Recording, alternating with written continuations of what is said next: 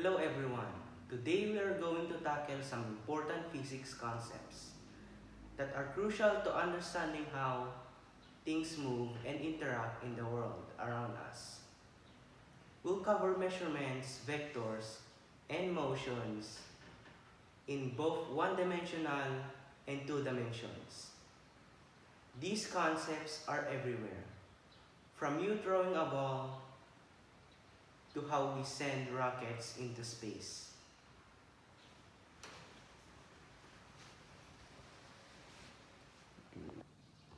We'll also dive into scientific notation, converting units, and explore methods for adding vectors using the parallelogram method, polygon method, and triangle method, and also the component methods.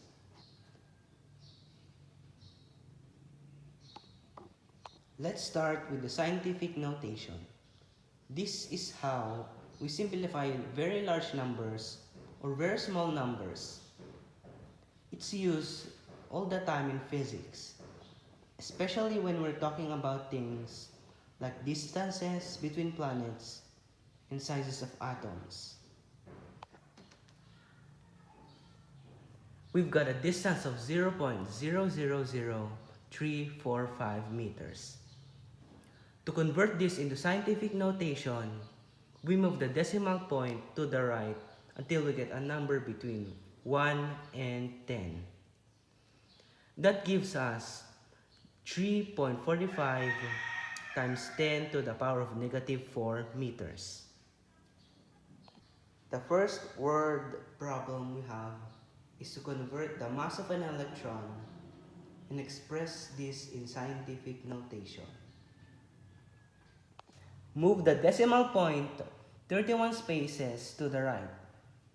The mass of an electron in scientific notation is 9.11 times 10 to the power of negative 31 kilograms. The speed of light is around 300 million meters per second. Write this in scientific notation. First, move the decimal point 8 spaces to the left and get 3. The speed of light in scientific notation is 3 times 10 to the power of 8 meters per second. A bacterium measures about 0.00002 meters in length. Convert this to scientific notation. First, move the decimal point 6 places to the right, and we'll get 2. The length of a bacterium in scientific notation is 2 times 10 to the power of negative 6 meters. As you can see, scientific notation makes numbers easier to manage and work with. Let's move on to converting units. Next up is converting units. This is essential because we need a consistent set of units to make sense of our measurements in physics. Most of the time, we use the metric system. For the first example, let's convert 500 centimeters into meters. Since 1 meter equals 100 centimeters, we'll divide 500 by 100 to get 5 meters. The first word problem we're gonna tackle is to convert 2 kilometers into meters. 1 kilometer equals 1,000 meters. So, 2 times 1,000 equals 2,000 meters. Second word problem we're gonna tackle is to change 0.5 hours into seconds. The solution for this is to convert from 1 hour equaling 3,600 seconds. So 0.5 times 3,600 equals 1,800 seconds. The third word problem we're gonna tackle is to convert 120 grams into kilograms. You see, 1 kilogram equals 1,000 grams. So, 120 divided by 1,000 equals 0.12 kilograms. Converting units is essential to avoid mistakes in experiments or calculations. Now we've got the basics down, let's dive into variance. Variance is all about how much the values in a data differ from the mean. It helps us understand the reliability of our understanding measurements in the experiments.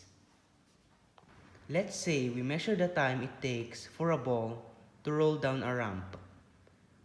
The amount of times we measured are 2, 2.1, 2.2, 2, and 2.3 seconds.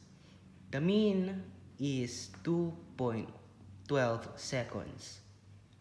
And the variance will tell us how far of those times is from the average. The first word problem we're gonna tackle is to calculate the variance of 3, 3.2, 2.8, 3.1, and 3 seconds.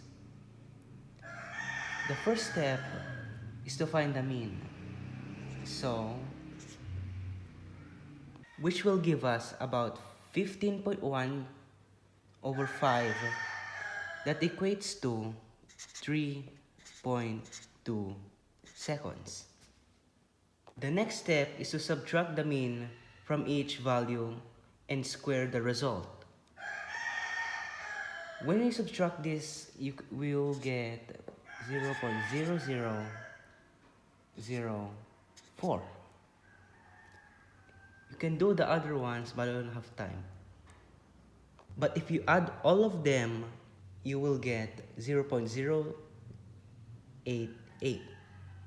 And the last step is to divide it by 5, which you will get 0.0176. The second word problem we're gonna tackle is if the measured speed of a car are 50, 52, 49, 51 kilometers per hour, calculate the variance. The next step is to add them all together, which you will get 202 over 4 or 50.5. The next step is to subtract the mean from each value and then square the result. I'll skip this segment for obvious reason. After you subtract all the mean and square the values, you'll get this set of numbers, the sum of which is 5. Next is to divide each number of data points by 4, which will equal 1.25.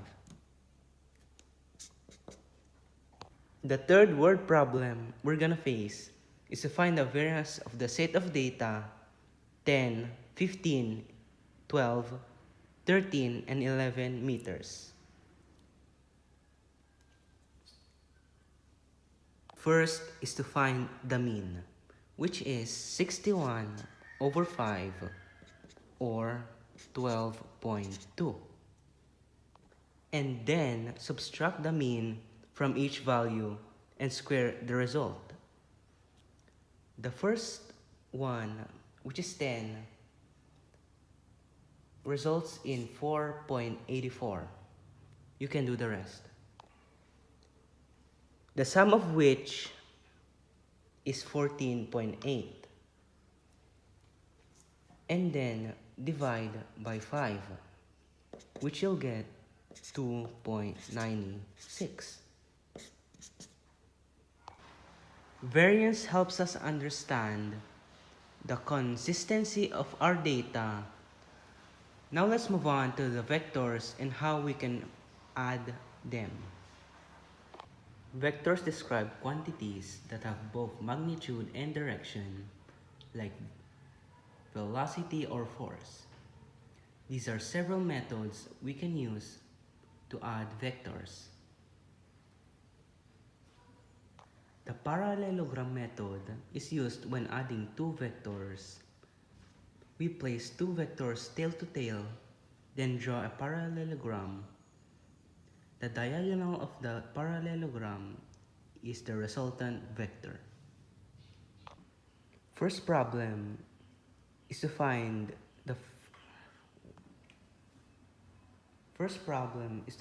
two forces of 5n directed east and 8n directed north of east at 60 degrees angle are acting. Find the resultant force. First, draw the 5n force pointing east and 8n force making 60 degrees angle north of east from the same starting point. Complete the parallelogram by drawing two lines parallel of each vector. Calculate the diagonal resultant force by using this formula. And then solve for the resultant force. The second problem is two forces of 6n going north and 10n going north of east 45 degrees.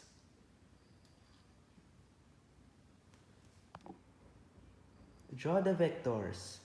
Draw 6n pointing north and 10n pointing north of east at a 45-degree angle. Complete the paragraph by drawing the parallel of each vector to form the parallelogram. And then you solve, which you'll get this set of numbers, resulting in 14.86 n. The third problem, two forces of 3n west and 7n north act as a 90-degree angle.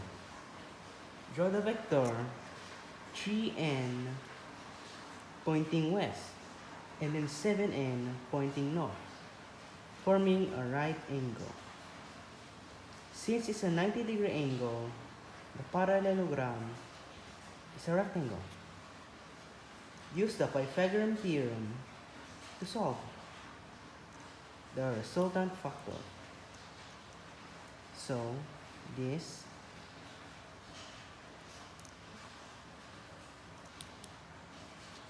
and then you'll get 7.6 n.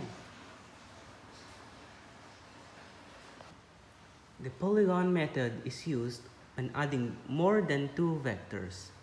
We connect these vectors head to tail, and the resultant is the vector connecting to the starting point at the end point. Problem 1. The three forces of 3n directed east, 4n directed north, and 5n directed west. Find the resultant using the polygon method. First is to draw the 3n pointing east, and then the 4n pointing north. And then draw the 5n vector pointing west. Complete the polygon by drawing the resultant from the tail of the first vector east to the tip of the last vector west. Geometrically find and calculate the resultant. The resultant will be north of west, which is 4.4 n. The second problem, the four forces of 2n directed north, 3n directed south f west, 4n directed east, and 5n directed south.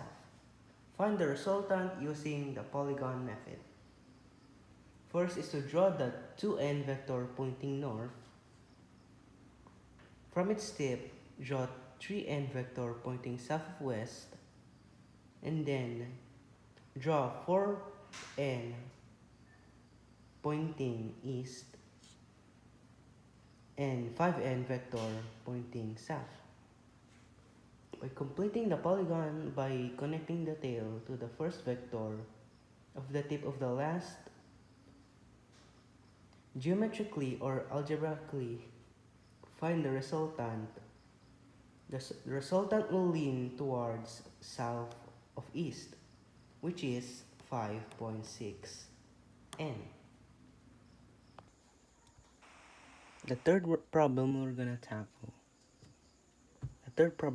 tackle is the forces of 1n directed north, 6n directed east, and 2n directed west.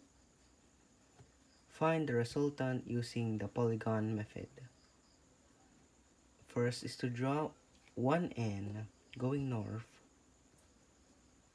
6n going east, and 2n going west.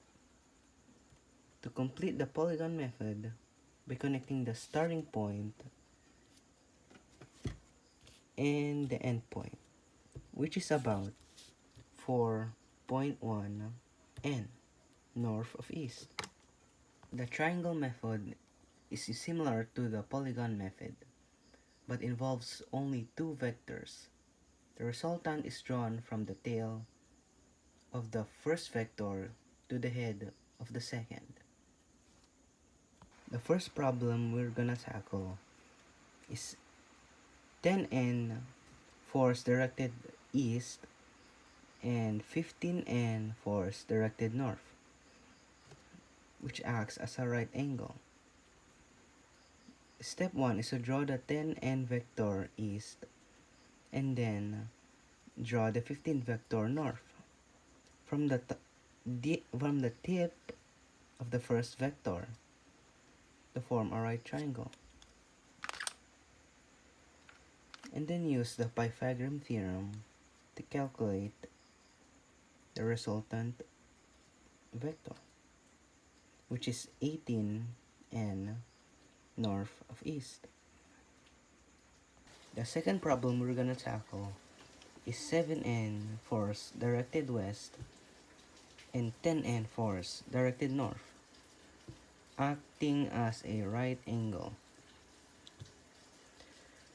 First is to draw 7n vector going west, then 10n vector going north from the tip of the first vector, and then use the Pythagorean theorem to figure out its resultant factor. So what you'll get is 12.21 n going north of west. The third problem, 5n force directed south and 12n force directed east, acting as a right angle. First step is to draw 5n going south and then 12n going east. The next step is to use the Pythagorean theorem to solve for the resultant factor, which will be 13n south of east. Component vectors. Breaking vectors into horizontal and vertical components makes it easier to solve problems involving angles like projectile motion. We use trigonometry to calculate these components. The first problem is a 10N force acting at a 30-degree angle north of east, and then find the horizontal east and the vertical north components. The horizontal east is fx equaling 10 times cosine 30 degrees equaling 8.66 n, and then fy resulting in 10 times sine 30 degrees equaling 5n. So the components are 8.66 n east and 5 n north. The second problem we're gonna tackle is 25n force acts at 60 degree north of west, and then find the horizontal and vertical components. First is the horizontal, which is fx 25 times cosine 60 degrees equaling 12.5 n. And then the vertical fy is 25 times sine 60 degrees equaling 21.65 n. So the components are 12.5 n west and 21.65 n north. The last problem we're gonna tackle is 20n force acts as 45 degrees south of west. Find the horizontal and vertical components. The horizontal fx is 20 times cosine 45 degrees is about 14.14 n, and the vertical fy, which is 20 times sine 45 degrees, which is around 14.14 n. So the components are 14.14 n west and 14.14 south. When it comes to understanding motion, we often need to combine experimental and theoretical approaches. Theoretical models give us the formula and predictions, but experiments give us actual data that might differ due to real-world factors. The beauty of physics is that it lets us experiment and test our theories against reality, and use these experiments to refine our understanding. This video, we've tackled scientific notation, converting units, invariants, and different types of methods, adding vectors and concepts. These are key to understanding motion and forces in the real world. So whether you're calculating the trajectory of a basketball or designing a roller coaster, physics is behind your scenes, making it all work. Thank you for watching, and I hope you're ready to solve some vectors problems yourself. Stay curious and keep exploring the world of physics. Thank you. We'll dive into scientific notation, converting units, and even explore methods from adding vectors to using parallelism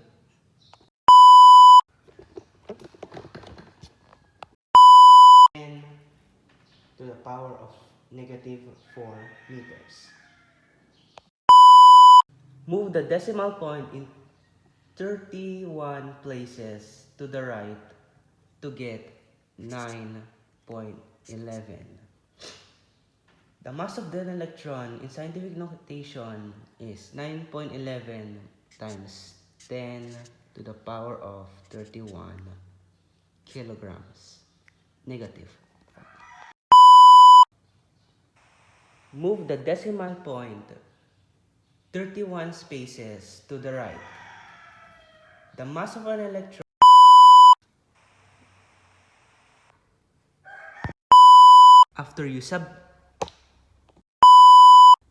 After you subtract all the mean and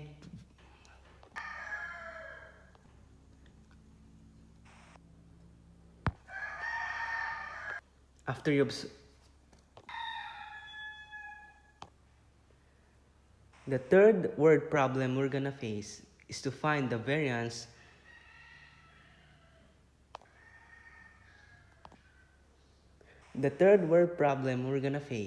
find the variance of the set of number datas.